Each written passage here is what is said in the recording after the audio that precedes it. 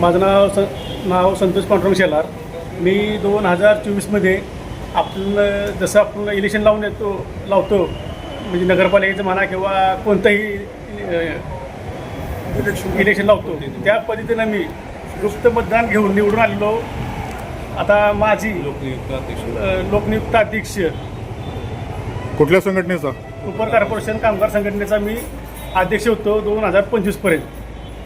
तिथून पुढे आपल्या ॲग्रीमेंटच्या वेळेस असं माझ्या निर्देश आलं की पुढं भ्रष्टाचार होणार आहे म्हणून मी काय कारणास्तव राजीनामा द्यायची. राजीनामा देऊन तुम्ही बाहेर पडला? हो, राजीनामा देऊन मी बाहेर पडलो. कशासाठी राजीनामा दिला? कारण की कंपनीमध्ये जो माझ्याबरोबर होता म्हणजे ज्याला मी कामावर घेतला, कंपनीने काढलेला कामगार होता त्याला मी कामावर घेतला. त्याने माझ्याबरोबर राहून राजकारण करून कामगारांकडून पैसे गोळा करायचे त्यानं ती मोहीम राबवली होती. पण त्याला मी विरोध केला होता कारण की त्याचं असं म्हणणं होतं आपल्याला ॲग्रीमेंट झाल्यानंतर पहिला जो फरक येईल पगाराचा तो अख्खा कट करायचा. पण मी त्याला विरोध केला होता. मी म्हणलं तसं काय आपल्याला काही करायचं नाही, कामगाराचा कष्टाचा पैसा कारण की ह्याच्या अगोदर बी असं कधी झालेलं नाही आणि आपण बी तसं करणं योग्य नाही. मी त्याला समजून सांगत होतो. पण त्यानं मी राजीनामा दिल्यानंतर प्रत्येकी कामगाराकडून 4,013 रुपये कट केले. म्हणजे घ्यायचेच म्हणला आणि घ्यायचेच आहे आपल्याला. म्हणजे मी राजीनामा दिल्यानंतरची गोष्ट आहे ती. मग त्यानं ती घोळ माझ्या लक्षात आल्यानंतर मी त्याच्या अगोदरच राजीनामा दिला होता. आम्ही कामगारांना एवढं बी सांगितलं होतं जर कुणाला पैसे द्यायचे असतील तर त्यानं युनियनच्या अकाउंटला पैसे जमा करा, कुणाच्याही स्कॅनरवर किंवा वैयक्तिक अकाउंटवर पैसे देऊ नये. वैयक्तिक कुणाच्या अकाउंटवर पैसे पाठवले गेले? वैयक्तिक आता पोर्टलला ह्यांनी प्रतिनिधीच्या अकाउंटला बरेच पैसे गोळा झालेले आहेत आणि सल्लागारांच्या बी अकाउंटला पैसे गोळा झालेले आहेत. कायदेशीर सल्लागार यांच्याकडे पैसे गेले का? हां, गेलेत. प्रत्येकाच्या अकाउंटला पैसे गेलेले आहेत. संबंधित तुमच्या युनियनच्या वकिलाकडे पैसे गेले? हां, गेलेत. तर आता अधिकृत युनियन कोणाचे? आता अधिकृत युनियन कोणाचीच नाही कारण की मी निवडून आलो होतो. बाकी कोणीही निवडून आलेलं नाही. मतदान असं गुप्त मतदान लावून असं कोणीही निवडून आलेलं नाही. आता काय चालू आहे तुमची प्रोसिजर? आता मी तर कामावर नाही पण आता ह्यांनी जे कामगार होते त्यांच्यावर अन्याय झाला त्यांनी त्यांच्या विरोधात न्यायालयीन लढा लढलेला आहे.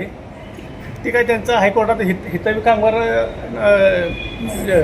आयुक्तामध्ये त्यांची केस चालू आहे. त्यांचे बी तिथे ते जिंकून हायकोर्टात गेलेलेच आहेत. सातारा कामगार न्यायालयात केस चालू होती का तुमची? हां, चालू हे म्हणजे मी राजीनामा दिल्यानंतर बऱ्याच कामगारांनी त्याला विरोध केला होता. तो आदेश नाही पाहिजे म्हणून आम्हाला. त्यांनी त्याच्यावर केस करून ती त्या केसमध्ये ते म्हणजे विन झालेलीच आहेत कारण त्याचा आभार तिने कोर्टाला सादर केलेले आहेत. डॉक्युमेंट ते सगळे अनलिगली आहेत. साधारणतः किती रकमेचा अपार झालेला आहे? लाखो रुपयाचा अपार आहे. कोणी केला तो? तो आता बॉडीतल्या लोकांनी केलेला आहे. संघटना पद्धतीने लोकांनी सल्लागार ज्यावेळेस साहेबांवर मला केस कर म्हणा होता. उपसाहेबांवर केस कर, कंपनीवर केस कर, देशपांडे साहेबांवर केस कर. मी त्याला म्हटलं मी काय कुणावर केस करणार नाही. मी स्वतःहून राजीनामा देईन, घरी जाईन. पण त्या देवमासावर मी केस करणार नाही. का? कारण की मी प्रत्येक वेळेस साहेबांकडे कोणत्याही कामगाराबाबत जर काम सांगायला गेलो, साहेब ह्याला मेडिकलचा प्रॉब्लेम आहे, साहेबांनी लाख लाख रुपये खर्च केलेले अशी माणसं कंपनीत आहेत, कामगार आहेत. मग अशा माणसावर मी काय केस करायची? मी केस करणार नाही म्हणलं. म्हणून त्यानं माझ्यावर राजकारण करून मला राजीनामा देण्यास भाग पाडलं. पण मी राजीनामा स्वतःहून माझ्या ह्यानं दिला. मी राजीनामा बाहेर पडलो कारण की ह्या भ्रष्टाचारामध्ये मला सामील व्हायचं नव्हतं म्हणून मी राजीनामा दिला. मैत्रीमध्ये ज्याच्यावर मी विश्वास ठेवला होता का ना त्या व्यक्तीमुळे मला कंपनीतला राजीनामा द्यावा लागला. एवढंच मला सांगायचं आहे. कोणामुळे? असल्या नीच माणसावर कुणीही विश्वास ठेवू नये. कोणामुळे? नाव घ्या की काय त्यांचं नाव? संतोष थोरात. त्याला अध्यक्षपद पाहिजे होतं म्हणून त्यानं माझ्यावर राजकारण करून मला राजीनामा देण्याचं भाग पाडले.